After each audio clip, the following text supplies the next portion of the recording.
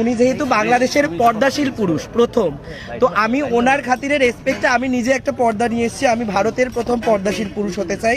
এই যে দেখো আমি খুব আমার পর্দাটা কিরকম মাশাআল্লাহ, অনেক সুন্দর। তো এই টুপিটা পরলে দেখো এই যে একটা পর্দার মতো চলে আসছে এরকম সুন্দর করে।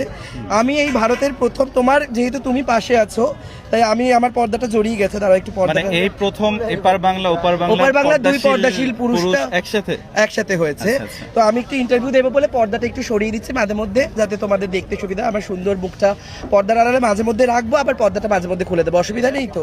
নো, কোনো প্রবলেম নেই। ঠিক আছে, আমি আমার পর্দাটা একটু পিছন দিকে করে দিই, তাহলে কি বলো তো? কি ধরনের প্রশ্ন, কি খুলতে? হ্যাঁ, অফ কোর্স, কেন না? এই যে কেন, অবশ্যই। এই তো আমার পর্দাটা পিছনে আছে, পরে আবার পর্দাটা আমি সামনে নিয়ে আসবো, ঠিক আছে, কোনো অসুবিধা নেই।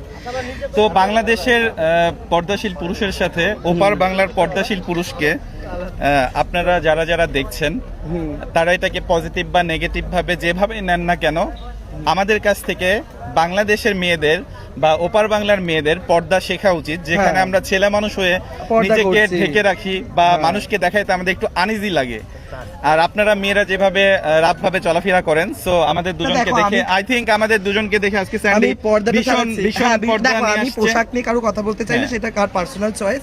আমি যে তুমি করছো সেটা আমি সম্মান জানাই, সেই জন্য সেই সম্মান জানিয়ে এই পর্দা আমার অনেকটা খুলে গেছে।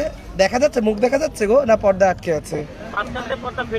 এই তো মাঝখানে এই পর্দাটা আমি সরিয়ে দিলাম, মাঝখান থেকে একটু হালকা করে নাও, এইবার অসুবিধা নেই আর। হ্যাঁ, ঠিক আছে।